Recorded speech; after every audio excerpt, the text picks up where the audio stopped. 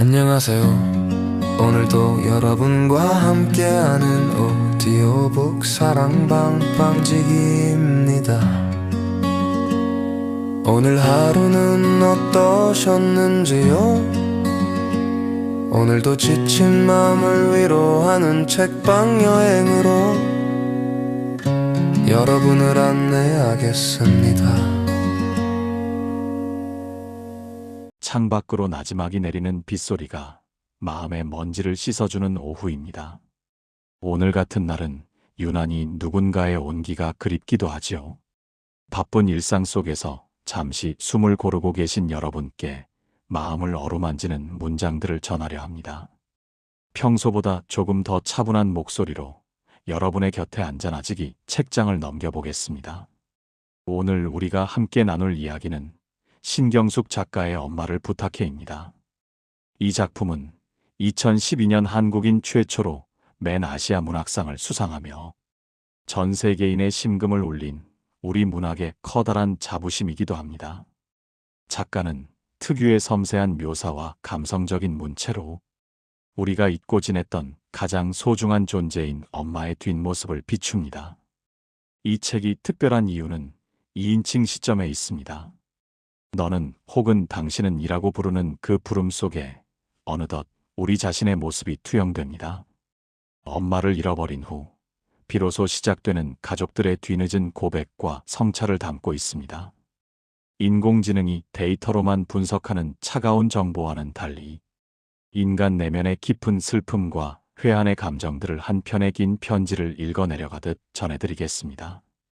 엄마라는 이름 뒤에 가려져 있던 한 여자의 일생을 따라가며 오늘 이 시간이 우리 곁에 소중한 이들을 다시금 떠올리는 따뜻한 여정이 되길 바랍니다. 첫 번째 이야기입니다. 엄마를 잃어버린 지 일주일째입니다. 서울역 지하철 승강장에서 아버지의 손을 놓치고 인파 속으로 사라진 엄마. 가족들은 전단지를 만들고 신문 광고를 내며 엄마를 찾아 헤매지만 정작 엄마에 대해 제대로 아는 것이 아무도 없다는 사실에 직면합니다. 첫째 딸인 너의 시선으로 이야기는 시작됩니다. 엄마를 잃어버린 지 일주일째다. 이 문장이 가슴을 툭 치고 들어옵니다. 너는 엄마의 실종을 알리는 전단지를 만들며 엄마의 생년월일을 확인하고 엄마의 사진을 찾습니다. 하지만 사진 속 엄마는 언제나 가족들의 뒤에 있거나 표정이 희미한 모습뿐입니다. 너는 기억합니다. 엄마가 서울역에서 아버지의 손을 놓쳤을 때 아버지는 엄마가 뒤처지는 줄도 모르고 앞만 보고 걸었다는 사실을요. 너는 생각합니다. 엄마는 처음부터 엄마로 태어난 것 같았다고요. 엄마에게도 꿈이 있고 이름을 불리던 시절이 있었다는 것을 왜 몰랐을까요? 너는 작가라는 이름을 달고 살면서도 엄마의 마음을 한 번도 제대로 읽어내지 못했습니다. 너의 기억 속 엄마는 늘 부엌에 있었습니다. 매일 아침 밥을 짓고 국을 끓이며 자식들의 뒷바라지를 하는 것이 당연한 일상인 줄 알았습니다. 하지만 엄마가 사라진 빈자리에서 너는 비로소 엄마의 고통을 봅니다. 엄마는 글을 읽지 못했습니다. 너는 엄마가 글을 모른다는 사실을 그저 불편한 점 정도로만 여겼지. 엄마의 세상이 얼마나 적막했을지는 헤아리지 못했습니다. 엄마는 너의 원고를 만지며 내가 쓴 글들이 어떤 세상인지 궁금해했었지요. 너는 엄마를 한 번도 엄마가 아닌 한 여자로 본 적이 없었다는 문장에서 숨이 턱 막힙니다. 우리는 늘 엄마를 태어날 때부터 엄마였던 존재로 규정해버리곤 합니다. 엄마에게도 어린 시절이 있었고 꿈이 있었고 눈물 많은 소녀 시절이 있었다는 것을 잊은 채 말입니다. 잠시 생각을 멈추고 창밖을 봅니다. 여러분의 어머니는 어떤 색을 좋아하시나요? 어떤 음식을 가장 그리워하시나요? 우리는 엄마의 희생을 당연한 권리처럼 누리며 살아온 것은 아닐까요? 작가는 너의 시선을 통해 우리 모두에게 묻고 있습니다. 내가 아는 엄마는 정말 엄마의 전부였느냐고 말이죠. 데이터를 처리하는 기계는 엄마라는 단어를 보호자나 양육자로 정의할 뿐입니다. 하지만 우리가 느끼는 엄마는 그보다 훨씬 깊고 복잡한 슬픔의 덩어리입니다. 엄마가 실종된 후 전단지 문구를 고치며 너는 깨닫습니다. 엄마의 파란 슬리퍼 한 짝이 벗겨진 채 서울역 광장을 헤매고 있을 엄마의 발을 생각하며 너는 울음을 터뜨립니다. 그동안 너는 엄마를 안다고 자부했지만 사실은 엄마의 겉모습만 보고 있었던 것입니다. 두 번째 이야기입니다. 두 번째 이야기는 장남 형철의 시점입니다. 엄마에게 형철은 삶의 이유이자 희망 그 자체였습니다. 엄마는 시골에서 올라와 서울에서 자리를 잡은 형철을 보며 자신의 고단한 삶을 보상받는다고 믿었습니다. 형철 역시 그 기대를 알기에 늘 어깨가 무거웠지만 정작 엄마의 고통에는 무심했습니다. 미안하다 형철아. 엄마가 마음속으로 수없이 되뇌었을 이 말은 역설적으로 형철의 가슴을 후벼 판다.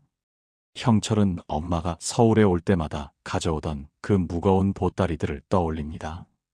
직접 짠 들기름과 정성껏 말린 나물, 그리고 자식들이 좋아하던 반찬들. 지하철 계단을 오르내리며 그 무거운 것을 들고 자식 집을 향했을 엄마의 무릎은 이미 다 닳아 있었습니다. 엄마는 형철이 검사가 되길 바랐습니다.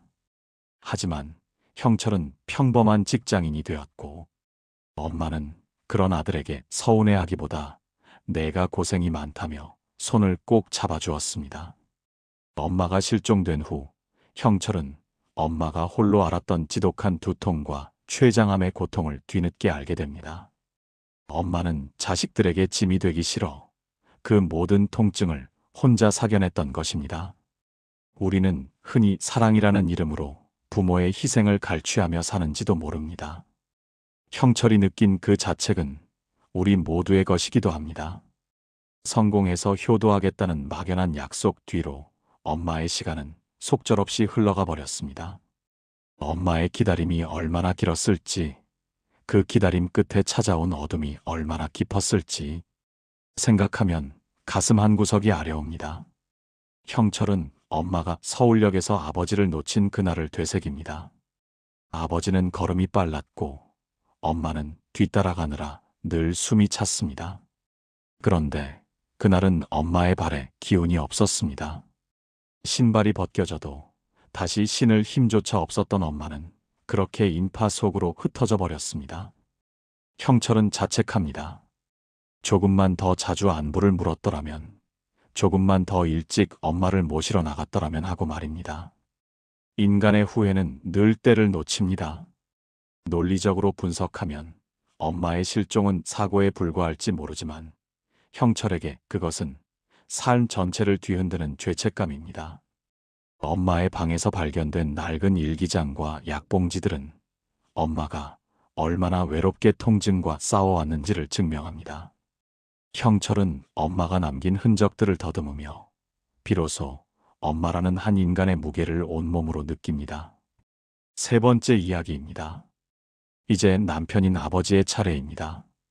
아버지는 평생 아내를 공기처럼 당연하게 여겼습니다. 아내는 늘 그 자리에 있는 존재였고 밥을 차리고 옷을 세탁하며 집안을 돌보는 기계와도 같았습니다. 아버지는 아내보다 앞서 걸었고 아내의 말에 귀 기울이지 않았습니다. 나왔네. 집에 돌아와 습관처럼 던지는 이 한마디에 대답해 줄 사람이 사라졌을 때 아버지는 비로소 아내의 부재가 주는 거대한 공허를 깨닫습니다. 아버지는 아내가 실종된 후 그녀의 유품을 정리하며 아내가 자신 모르게 해왔던 선행들과 그녀만의 비밀스러운 고통을 마주합니다.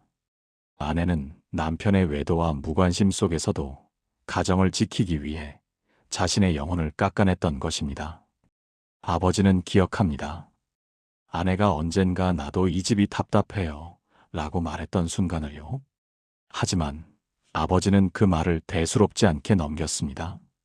아내에게도 도망치고 싶은 순간이 있었고 누군가에게 기대고 싶은 순간이 있었다는 것을 아버지는 이제야 눈물로 고백합니다.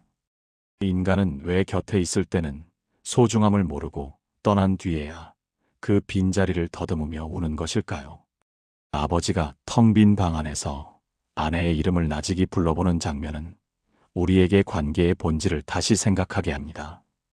익숙함에 속아 가장 귀한 것을 잃어버리고 있지는 않은지 스스로를 돌아보게 됩니다. 아버지는 아내가 좋아했던 것이 무엇인지 떠올리려 애를 씁니다. 하지만 생각나는 것은 아내가 자신을 위해 끓여주던 된장찌개 맛과 해진 속옷을 꿰매던 뒷모습뿐입니다. 아내가 정작 무엇을 보고 싶어 했는지, 어디에 가고 싶어 했는지 아버지는 아는 것이 없습니다. 아내는 늘 가족들의 배경으로만 존재했기 때문입니다.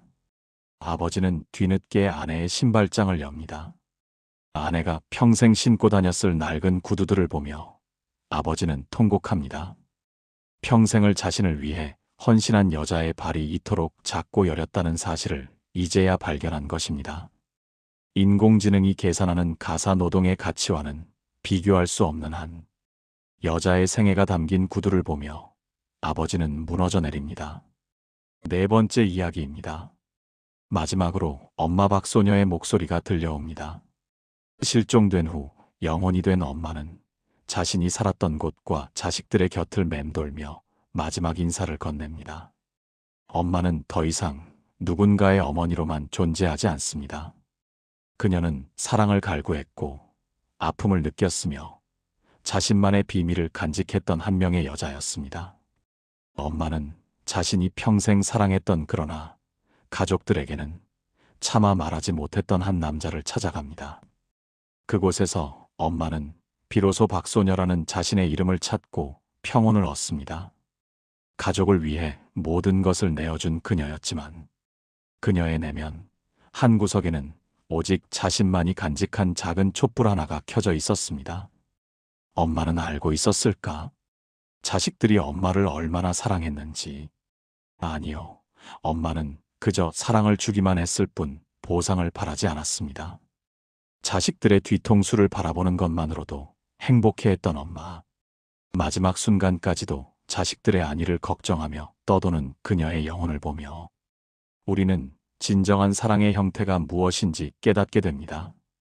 엄마의 목소리는 담담하지만 그 속에 담긴 삶의 무게는 결코 가볍지 않습니다. 희생은 숭고하지만 그 희생을 당연하게 받아들인 우리의 시선은 부끄럽기만 합니다. 이제야 비로소 우리는 엄마라는 거대한 바다의 수면 아래 감춰진 깊은 심연을 마주하게 됩니다. 엄마는 자식들의 집을 하나하나 방문합니다. 부엌을 정리하고 아이들의 얼굴을 만져보며 이제는 떠나야 할 시간임을 직감합니다. 엄마의 목소리는 슬프지 않습니다. 오히려 자식들이 자신 때문에 너무 오래 슬퍼하지 않기를 바랍니다. 엄마는 평생 자신을 위해 살아본 적이 없기에 영혼이 되어서도 자식들의 안녕만을 빌 뿐입니다. 우리는 흔히 부모의 사랑을 무한하다고 말합니다. 하지만 그 무한함 속에는 한 개인의 소멸이 전제되어 있다는 것을 우리는 간과합니다. 엄마가 영혼이 되어 들려주는 독백은 우리에게 살아있는 동안 서로를 향한 존중이 얼마나 중요한지를 일깨워줍니다. 데이터는 결과를 말하지만 문학은 과정을 말합니다. 엄마의 일생은 단순한 희생의 기록이 아니라 한 여자가 온 힘을 다해 세상을 버텨낸 찬란한 투쟁의 기록이기도 합니다. 긴 여정이 끝났습니다. 신경숙 작가는 이 소설의 마지막을 이탈리아 로마의 피에타 상 앞에서 딸이 엄마를 부탁해라고 기도하는 장면으로 마무리합니다. 그 기도는 단순히 엄마를 찾아달라는 간청이 아니라 평생을 고통 속에서 살다 간 엄마의 영혼이 이제는 부디 안식에 들길 바라는 간절한 염원일 것입니다. 책을 덮으며 제 마음속에는 한 가지 생각이 머뭅니다. 우리 곁의 엄마들은 지금 어떤 표정을 짓고 계실까요? 혹시 우리도 소설 속 가족들처럼 엄마를 잃어버리고 나서야 뒤늦은 전단지를 만들 준비를 하고 있는 것은 아닐까요? 엄마는 기다려주지 않습니다. 시간은 냉정하고 우리가 사랑을 전할 수 있는 기회는 생각보다 그리 많지 않습니다. 오늘 이 이야기를 듣고 마음 한구석이 찌릿하셨다면 그것은 아직 여러분의 마음 속에 사랑이 뜨겁게 남아있다는 증거일 것입니다. 인공지능이 분석하는 데이터와는 비교할 수 없는 인간만이 가진 이 뜨거운 공감과 회한의 감정이야말로 우리가 살아있음을 느끼게 해주는 증거입니다. 복잡한 분석이나 거창한 다짐은 접어두어도 좋습니다. 그저 오늘 밤 혹은 내일 아침 엄마에게 전화를 걸어 밥은 먹었어? 라는 평범한 안부 한마디를 건네보세요. 그 작은 떨림이 엄마에게는 세상 무엇보다 큰 위로가 될 것입니다. 엄마라는 이름 뒤에 숨겨진 박소녀라는 이름을 불러드리는 것도 좋겠지요. 함께 해주신 여러분 고맙습니다. 여러분의 삶 속에도, 그리고 제가 전해드린 이 문장들 속에도 따뜻한 볕이 들길 바랍니다. 차분한 평온이 깃든 밤 되시길 빌며 저는 또 다른 깊은 이야기로 여러분을 찾아오겠습니다. 안녕히 계세요.